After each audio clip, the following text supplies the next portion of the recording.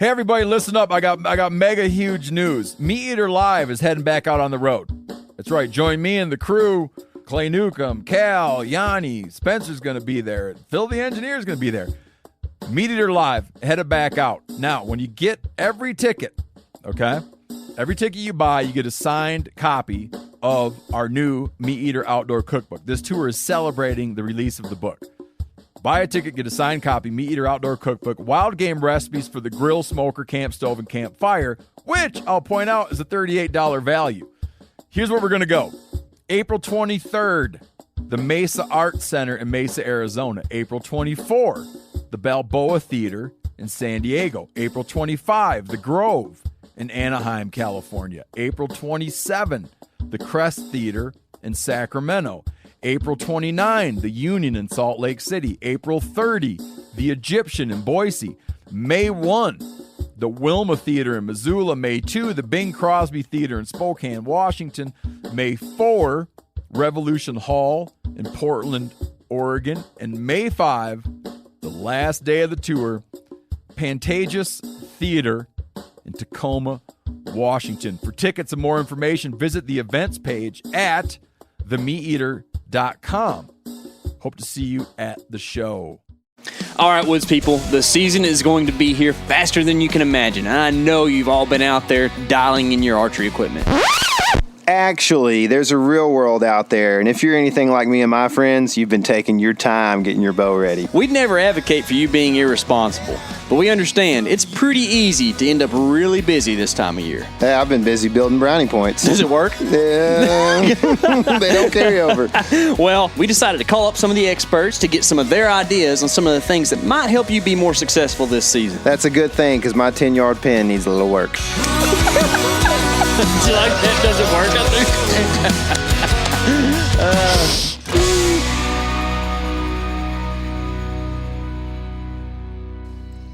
there? Okay, on the show today, we got Bill Vanderheyden with Iron Wheel Broadheads. Bill, how are you doing today, man? I'm doing well. How are you guys doing? Doing good. Great. We are hiding from the Texas heat, which is something we really like to do in August. I like to try to like fancy myself as a tough guy, but at the end of it all, like around noon to about 3 around here, actually to about midnight, but you know, later in the evening, it's pretty hot. I understand that you've been hitting some of the high country stuff and getting away from some of the heat. Is that right? I have, although it was pretty hot up there. It was actually 75 or 80 when I was hiking around up really? Up at 10,000 feet last couple of days. Huh. Wow, that's cool. Man, I went up pretty high up there. I guess it was, the week after July? And there was still like snow and ice everywhere. So I guess things have melted off pretty good since then. They have. I think a couple of weeks ago there was still a fair amount of snow, but it's really gotten warmed up, and but no, it looks good up there. There's been good water all year. This is in Colorado. Mm-hmm. Some of the grass was chest high as I was walking around in there. So wow, lots of food, huh? Lots of food. Should be a good antler growth year and everything. So cool. That's good. What season are you looking forward to the most this year? Oh man, I drew a mountain goat tag. Ooh. So Oh, snap. definitely excited about that one in Colorado. I've never hunted them before, always wanted to, and it's probably kind of a once lifetime tag maybe. So excited about that. That'll be the first 2 weeks of October. But I love backcountry elk hunting for sure. And that's coming up at the end of August. So I'm always excited about that one. I got in there and was really kind of scouting that for that hunt coming up. Yeah, awesome. Tyler and I are actually going on our first backcountry elk hunt this year. I drew a Gila Wilderness tag, so I'll be down in the hotter parts of elk country and doing that thing in late September down there. But looking forward to that. It's going to be kind of a different experience trying to hunt off my back, and it's kind of baptism by fire, of course, going to a premier unit to do that. I wish I really wanted to try to do that in one of the Colorado wildernesses that was OTC first, but hey, I got the tag, so it's time to go. You know what I mean? Yeah, that's great. A friend of mine went there last year, so if you need some advice, I can connect you up. Oh, I most definitely do. So we will get on that for sure. That's awesome, though. Did he kill a bull? He did. All right. He got a nice one. Elk are there. That's what I need to know. So It took him quite a few days. He covered a lot of ground to find them, but he ended up taking a nice bull. Great. That makes me feel encouraged. I kind of gotten that vibe from folks that they might be a little bit spotty, but there's some good ones in there. But so you like to do the backcountry elk hunting. How did that kind of lead you into designing a broadhead like you did? Yeah, it did. I actually grew up in Wisconsin hunting whitetails, and didn't move to Colorado. I moved to Colorado about 20 years ago now, but I whitetail hunted for 15 years or so. So that's really all I knew. Took a job in Colorado, moved out here, was really excited to get to the mountains and start hunting, and then I just just became obsessed with hunting elk in the backcountry. And that's what, actually, after a few years, there's a lot of difference between elk hunting and whitetail. And a lot of things I learned about whitetail hunting, growing up were just making me do the wrong things often in elk. And so it took a few years before I finally got a shot on a good bull and hit a little too far forward, hit the shoulder blade. The broadhead failed, got very little penetration. And it was pretty devastating after all that work I'd done. And, I was a mechanical engineer doing product development for companies designing components and mechanisms already. And so I really thought, I'm going to use my engineering skills to find a better broadhead out there. And I started testing a bunch and then eventually decided to design and start building my own. Okay. So is that the last time you had a broadhead fail? To be honest, I had one more failure, which was one of my early iterations where I didn't have the ferrule material strong enough. And it was a downward, I called a bull in, and it was so steep. He was like almost straight down shot and ended up hitting the spine and the ferrule just bent right over and broke off right in the ferrule. And that's when I decided I didn't, up until that point, I was putting all the mass really into that main blade, a very thick, strong, durable main blade. And that really let me know that, hey, the ferrule and the attachment to the arrow's got to be really strong also. So, I think that bull did just fine.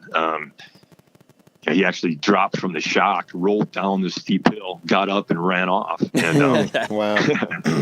They're tough. And, so what's for those who don't know, can you just briefly explain what a ferrule is? Yeah. So, my broadhead design, it's a fixed blade broadhead. It's a two blade with bleeders. So it's got one main blade that's, relatively triangular in shape. It's got a little different angle at the tip, tonto tip, we call that. But the main blade is manufactured separate from the ferrule, so that we can use kind of the processes that you'd use to build a high-end knife, for instance, with the heat treat and the grinding and everything on the blade. So that blade then is inserted into another part, and so that's called the ferrule. That has the threads that screw down into your arrow, and it has the kind of the body, the cylinder that has the slots in it where the main blade goes into it. It also has a cross slot for a bleeder blade, which is a smaller cross blade that goes into that. Mm-hmm. Okay, so and that ferrule failure led you to design a ferrule that is what? Yeah, it was really the materials. I was trying to get down to 100 grain head, and I had so much mass in the blade that I was trying to get by with like a 70-75 aircraft aluminum for the ferrule. And what I was seeing on heavy bone impacts just through testing is that you can bend that 70-75 aluminum fairly easily on a heavy bone impact. And even kind of the next level up is typically a 303 stainless steel that broadheads will use. And that's an annealed, it's stronger than aluminum, but it's still fairly soft steel. It's because it's in the annealed condition versus what we use. I either use a grade 5 titanium in the 100 grain in our 125 solid blade versions, or I use a hardened stainless steel in our heavier heads. And so hardening steel, you can get the strength of that steel up, 2, 3, 4 times as high as it would be if it was just in that annealed or softened state. Gotcha. Now, I'm pretty basic on my knowledge of metals, okay? But from what I do understand, you have a really difficult time once you start hardening things with things being brittle. Is that right? So do you have to find a happy medium between those two? Yeah, you're right. There's this trade-off typically between hardness to get the higher strength and then brittleness when it becomes too hard. And it's especially true in stainless steels. So if you had like a 440C stainless steel, that's a pretty common knife steel.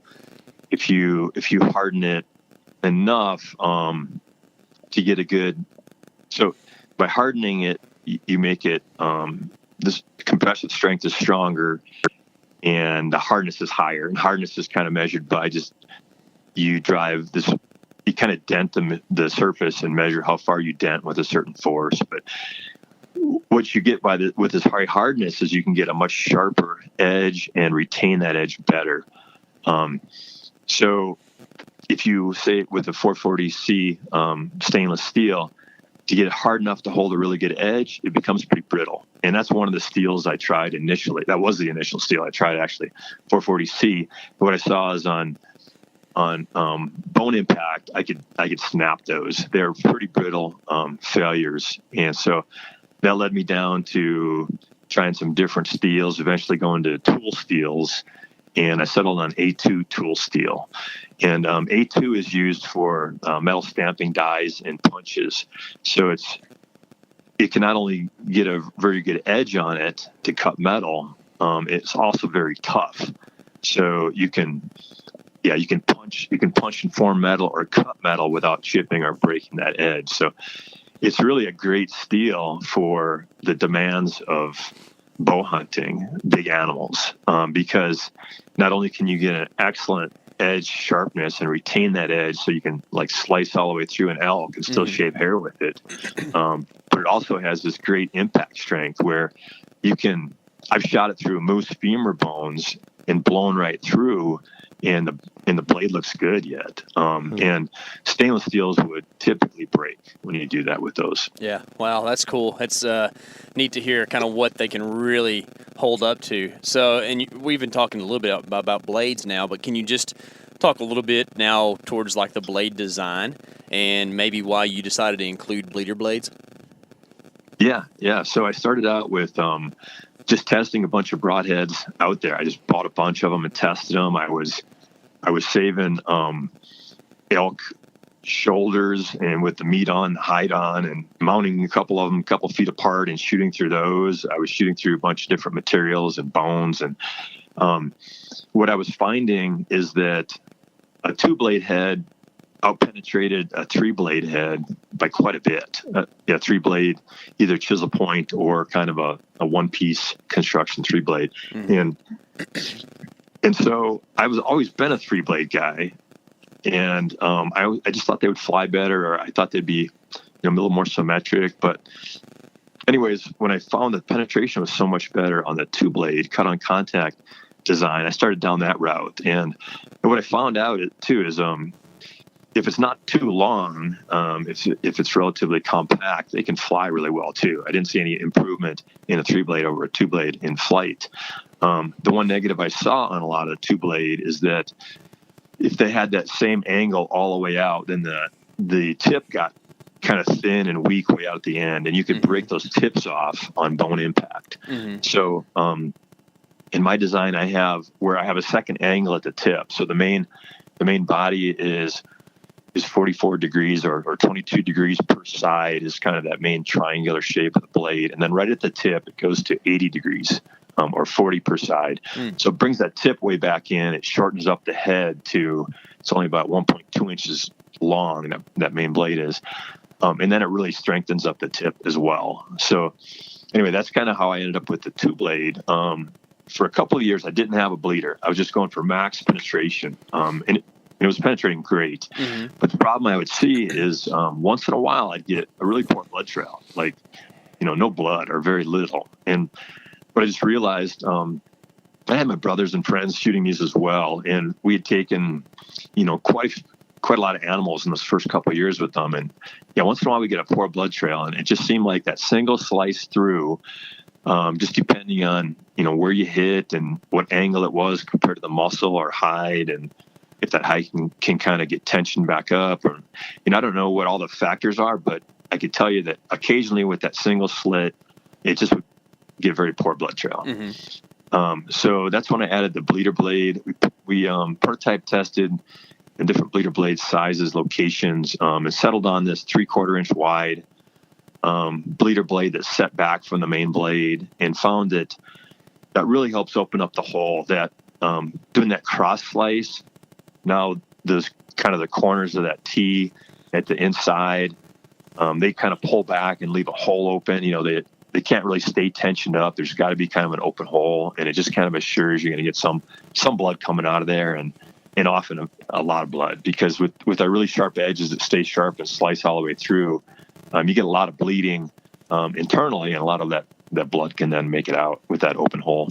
Yeah. Do you also find that, like in a real world hunting scenario, you actually get better penetration? Because I would think the friction of the arrow passing through a medium, like say an elk or something, is less whenever you have, like you were saying, if it was a 2-blade, there'd still be tension on it to Shear where, force. yeah, it would pull on the sides of the arrow, versus if you have, a 4-sided hole like that, you're going to have more of a hole. Does that make sense? It makes sense. What I could tell you is when we tested in other material, like layers of cardboard or layers of wood or things like that, what we saw is that no bleeder actually would penetrate a little bit more than adding the bleeder. Now in a real animal like an elk, that's hard to say, because we increased our sharpness a lot over the same years where we added the bleeder. I can tell you that in the end, our penetration was pretty incredible, like way more than I was expecting. Like we could shoot an elk, frontal and have it come out the hind quarter kind of thing. It was like amazing how much penetration we were getting. And that's with the bleeder. But by then we increased our sharpness probably 10x over where we started. So I think my opinion on it is if you remove the bleeder, I think you could actually get a little more penetration. Yeah. But and now we sell these buff series heads that are 200, 250 grain, and we make a 150 grain now too, where we've actually removed the bleeders. But those are more meant for like Cape Buffalo, where you have overlapping ribs. No, these are like 1 inch thick ribs. So I think you're either shooting through 1 inch or 2 inches of bone, right before you get to the vitals. And in that case, I just think just a single split through is best. But to be honest, even with that crosscut bleeder, I've shot right through moose femurs, no problem. So, it does kind of break out that more of a football shaped hole through bone. So it's, they penetrate well, for sure. Yeah. So you're talking to a couple guys from Texas, and we have a pretty heavy Texas listener base as well as everywhere else. And here in Texas, we don't usually in most areas have the biggest of deer. And I know you were talking earlier about how big targets or big animals, these broadheads do great on. What's the incentive for someone to buy your broadhead if we're not looking at moose femurs? We're looking more at like jackalopes.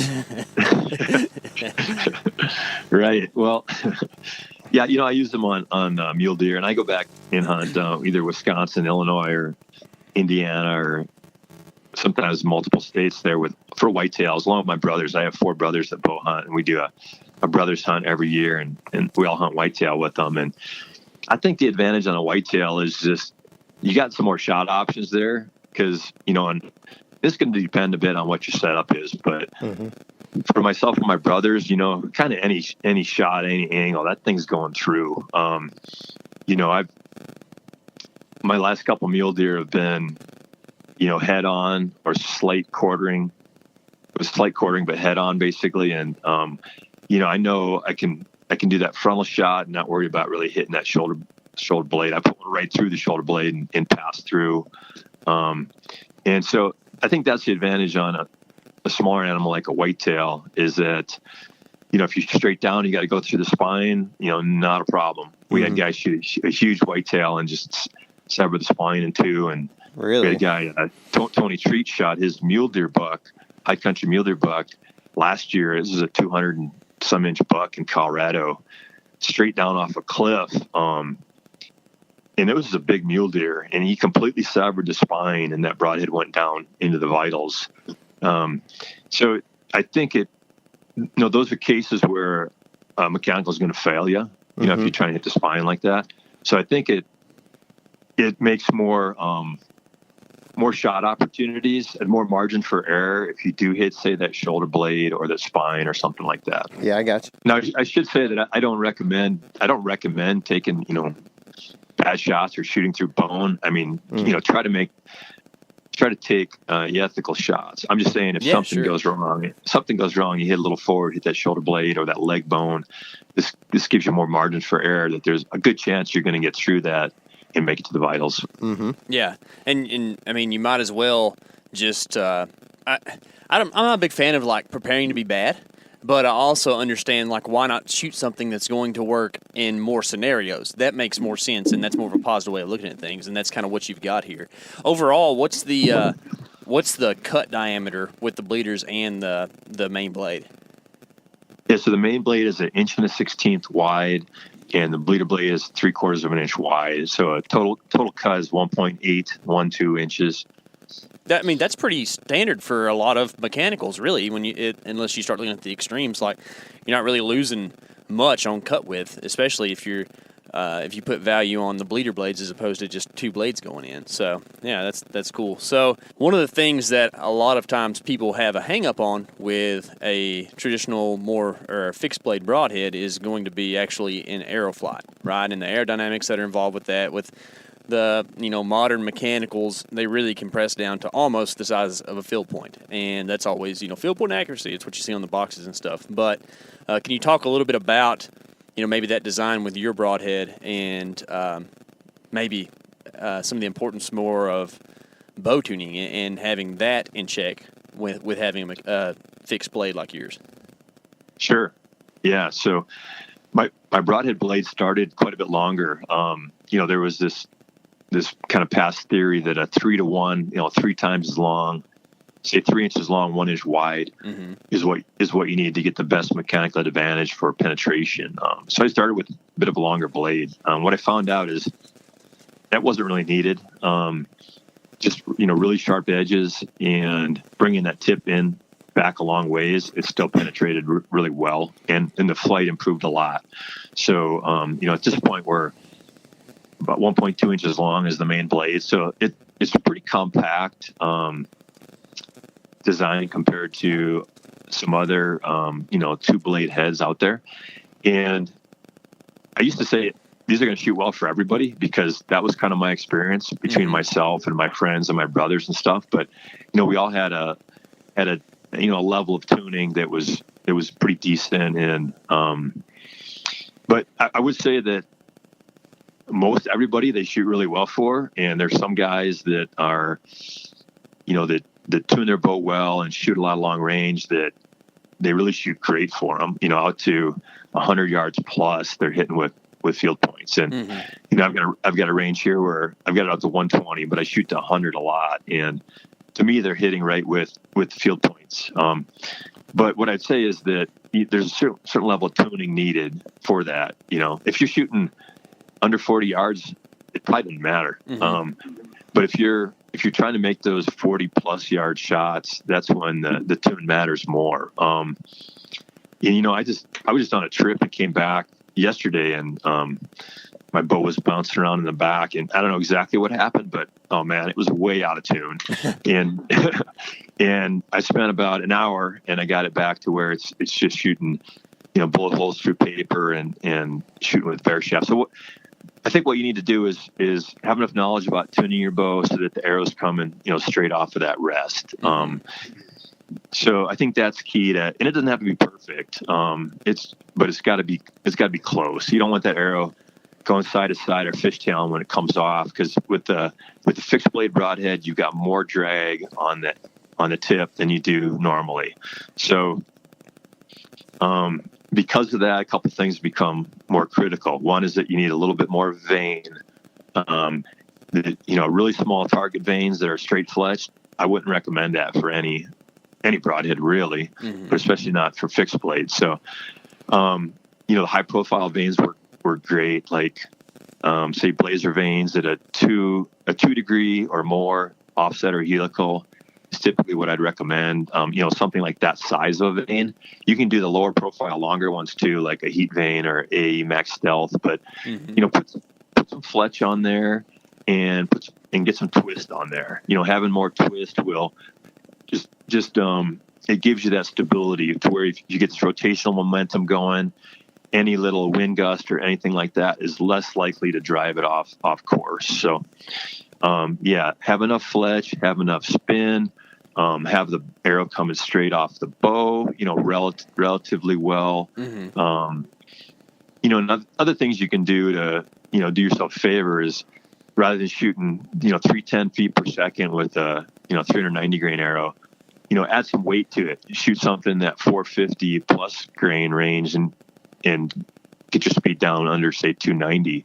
And I think what that does, it just greatly reduces the drag. The drag is proportional to the velocity squared. So you got a lot of drag on that front of that broadhead compared to a field point, and the higher speed, the more the drag, and the harder it is to shoot well. But what I'd say is that I see a ton of guys shooting these well that don't know a lot about bow tuning. So I think in general that they work pretty well for people. But if you want to really push the limit on those distances and shoot long range, that's what I think it pays to do a little homework, figure out how to get your bow tuned in. Do not be underspined is another thing. You can be underspined and shoot field points okay, and probably mechanicals okay, some of them anyways. But if you're underspined, you're getting a lot more flex back and forth as it comes off the bow, and it's going to take longer for that to all kind of oscillate out and start going straight. And if you've got blades at the front, increasing drag, it's just going to open up your groups when you're doing that. So that's a problem I see with guys wanting. They're hearing FOC will improve penetration, and they're wanting more. They're wanting higher FOC, but they're doing it with their old arrows and becoming underspined. And don't make that trade-off. I mean, my advice is that make sure you're optimally spined or even a little stiffer spined. Having that arrow fly straight off your bow is more important than a little higher FOC. Yeah, for sure. So let's revisit something just for a second and make sure that I understand this and that our audience does too, because you're a mechanical engineer, so you're real smart, and some of us are trying to catch up. So you said that drag is velocity something squared, right? What was the formula you said? Yeah, so drag is proportional to velocity squared. Okay. So if you have, say, if your speed is 40% higher, that would be double the drag. Gotcha. So yeah, if your speed was double, you'd have 4 times the drag, for instance. So dropping the speed a little bit makes a big difference on drag. Is the layman's way of putting that. Yeah, and that helps you in flight, in like holding better groups. It also helps you in retain momentum. So if you have a very high velocity arrow coming right off the bow, well, it's slowing down at a faster rate than the slower arrow would be. So when you're out there at 50 yards, you've lost quite a bit of that momentum when you're out there, because that drag reduces your velocity. And so now your momentum is really what determines how far it's going to penetrate. Momentum is mass times velocity. So your velocity is getting shed by that drag. So even though you're real fast off the bow at 50 yards, you're probably better off to have that little heavier arrow going a little slower. It's going to shed less velocity and still have that higher mass. So overall, your momentum will be higher, your penetration will be higher. Gotcha. Okay, so for people who may be familiar with like rifle cartridges, we're talking something kind of like ballistic coefficients, right? To where it's how efficiently the projectile moves through the air or whatever. So yeah, cool. Yep, exactly. So you have quite a few different offerings. I guess that's just been, as you kind of expand and try to suit more people's needs, but you have like a solid version and then a vented version, and then you've got the 100s and 125s with the standards, and then the buff series. Why the difference in like why should I shoot a 100 versus a 125? Can I not just make that difference up with my insert, or vice versa? Yeah, I think in general, people are better off with a little more weight up front as long as the arrow's spined properly. But there's different ways to get that weight now also. So we sell hit inserts that are 25, 50, 75, 100 grain. We also sell these impact collars, which are a sleeve that goes over the arrow to strengthen up the tip. And those are 25 grain. So, you can, some guys will shoot a 100 grain head, but then a little heavier insert to get that total weight up front that they want. So it's really kind of personal preference on what you want. In general, we can get a little bit stronger with a 125 grain than a 100 grain, just because there's a little bit more material there. But really it depends on which broadhead you're talking about. Our vented 100 and our vented 125 have the exact same blades. We just go from a titanium ferrule to a hardened stainless steel. So gotcha. Those are virtually identical in strength and flight, and it's just two different weight options you have there. In the solid blade, we have a 125 grain that has the same blade length and width as our vented 100. So you can actually swap out those vented blades from the 100 and become a 125, solid blade head.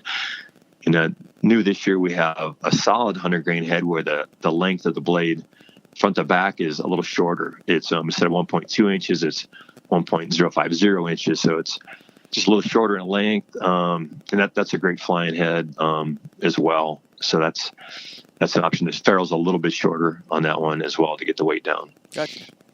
So with all this said, and I guess there are going to be guys of all types out there that are hunters, and some of us will take it a little more serious than others. Some of us like to be more analytical or detailed than others.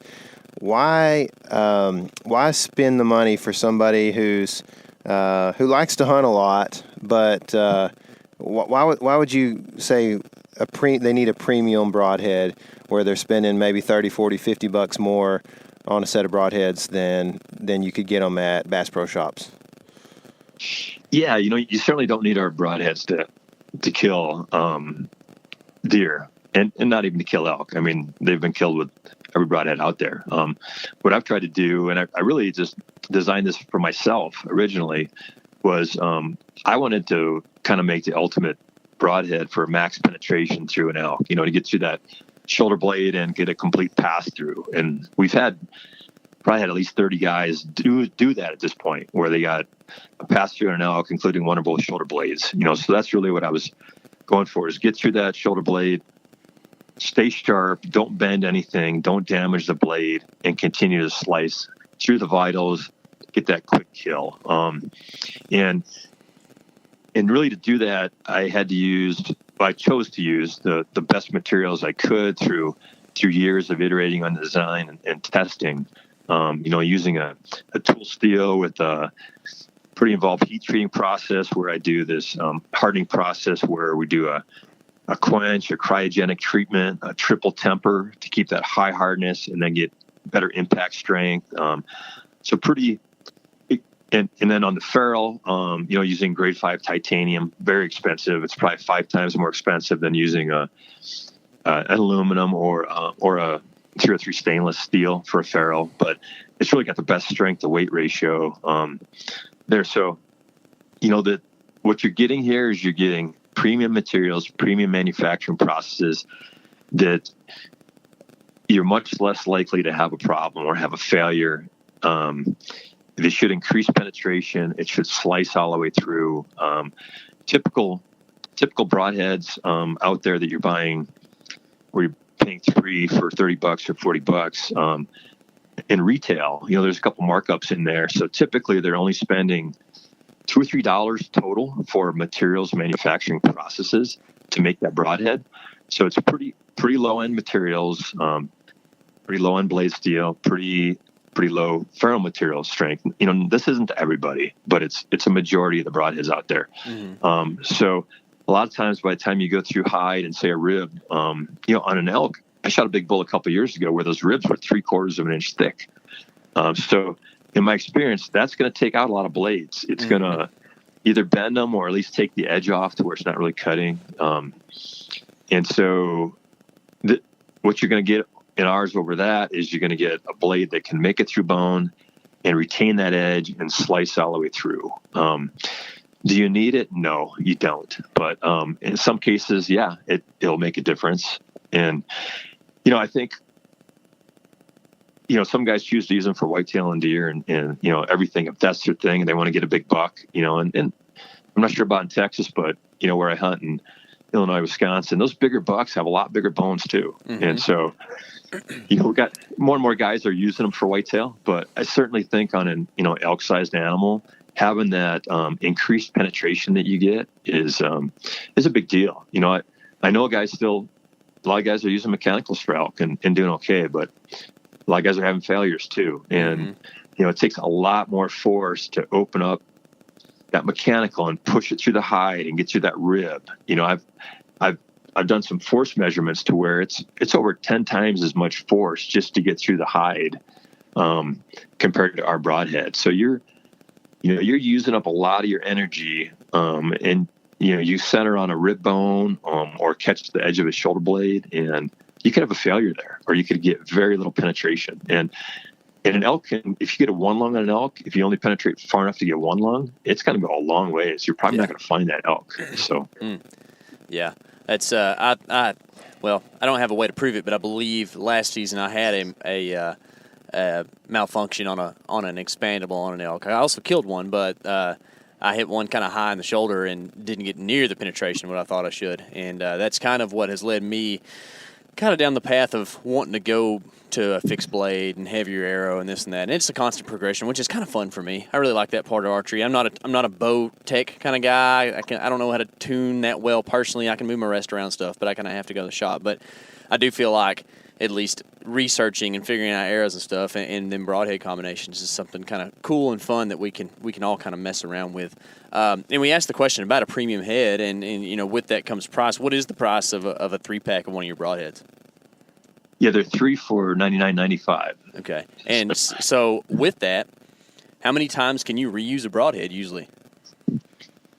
Yeah, so there's a lifetime warranty on it. So if you don't lose it, in theory, you can have it forever. But I've shot one through 2 elk without touching it up, and it's I had a 54-yard shot at an elk. It zipped through and stuck in the dirt 10 yards past it. Picked it up. It looked good. It spun true. Could shave hair with it. Put it right back in the quiver. Wow. It's very cool. very common. It's very common to shoot 2 or more animals without really having to do anything to it. And then I just like to make sure it's spinning true. Make sure it's still shaving hair. If it's not, then there's just touch up the edges to where it's shaving again. But I have a friend that shot 6 deer with the same head so far. Wow. And I think he went 3 deer before he did anything to touch it up. And then he spent a minute touching it up. So even though they're more expensive, if you can use them over and over, it's in the long run, it might be cheaper. Yeah, for sure. Just make sure you're shooting a heavy enough arrow that doesn't just run off in an elk shoulder bone and you never see it again. But no, that's super cool. We all like to, the instant gratification is always the hard hump to get over, right? Whenever you look at the premium broadheads being double the cost, but I mean, if you're going to stand behind the warranty like that, then it makes sense, and that's cool, man. And it's cool to get to talk to and see businesses like yours where it's a passion project, right? And people produce a product they really care a lot about and want to, keep people satisfied and also just provide people with adequate tools to do what we all love to do. So that's cool, man. If any of our listeners want to go check out some Iron Wheel gear, where should we send them? Yeah, our website is ironwilloutfitters.com. If you want to follow us on Instagram, it's at ironwilloutfitters. All right, cool. Well, we will be sure to link to all that in the show notes below so they can find that stuff.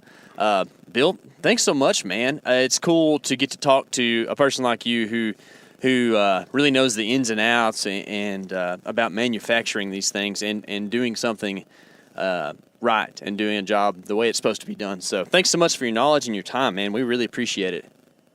Yeah, you bet. I spent 25 years designing products for other companies, and it's, a lot of the work I'm doing now is similar with design, analysis, testing, everything like that. I'm just so passionate about bow hunting that I just love it. And I'm so glad that I'm now, this is my full-time job now, last couple of years, just developing broadheads that I get to use. And I shoot every day and test them, do a lot of hunting. So yeah, I love it. And I've been backcountry elk hunting for about 20 years now. So if you want to call and talk that too, you're welcome to anytime. Hey, we just might need to do that. We also just might need to pick your brain off air just to get the super secrets. You know what I mean?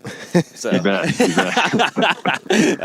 Awesome, Bill. Well, we'll definitely have to have you on again sometime, man, and talk a little bit more about the elk stuff because I've spent some time up there in Colorado elk hunting quite a bit, and I love it, man. We whitetail hunt because they're kind of more accessible for us, but I live and breathe elk hunting. It's a beautiful thing, man. It's just something about the elk mountains that are just get in your soul and just move you. It does. I went up scouting a couple days ago. I just get up in that high country, and I'm just like a kid. I'm just so excited to be up there and where the elk and the bears and everything else live. It's a good time being back there. Yeah, for sure, man. Well, cool. Well, Bill, good luck this season, man. You've, I guess you got the goat tag and then the backcountry elk thing. You're going to be a busy dude this fall, so can't wait to see how those go for you. Yeah, I do an antelope tag here too. So really? Next week, antelope opens next week. So I go right from antelope to backcountry elk, and I got a bear tag too. And there's a ton of bears up where I elk hunt. And then I go right into mountain goat, and then be hunting mule deer in November along with two whitetail states. So Golly. I got a ton of hunting coming up. It's got to be a slam of some kind, doesn't it? Most tags filled in the season by a guy that dude. Yeah. Can't wait, dude. Can't wait to see how those go for you. So good luck on that, man. Hey, thanks. You too. Good luck. Thanks, Bill. We'll appreciate it, man. We'll see you. Understanding this stuff is really something I feel I can take my archery game to the next level. Absolutely, man. Guys, make sure you go subscribe to the podcast, leave us a review, and remember, this is your element. Live in it. Live in it.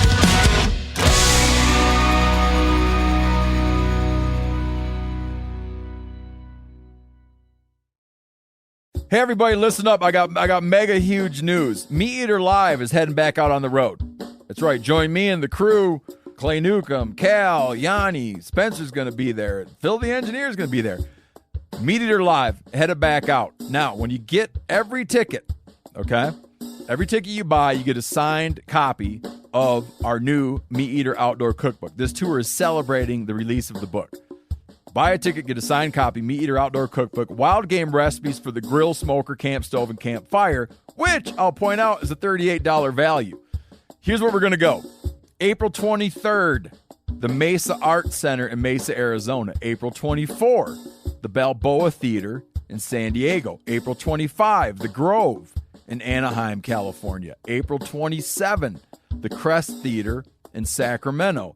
April 29, the Union in Salt Lake City. April 30, the Egyptian in Boise. May 1, the Wilma Theater in Missoula. May 2, the Bing Crosby Theater in Spokane, Washington. May 4, Revolution Hall in Portland, Oregon. And May 5, the last day of the tour, Pantages Theater in Tacoma, Washington. For tickets and more information, visit the events page at themeateater.com. Hope to see you at the show.